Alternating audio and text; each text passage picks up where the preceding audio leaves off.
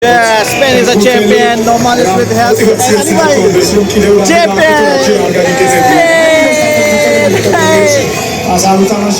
ეს ამბავი რასაც ქვია ის რომ ესპანეთი გახდება ოფიციალურად გახდა უკვე ჩემპიონი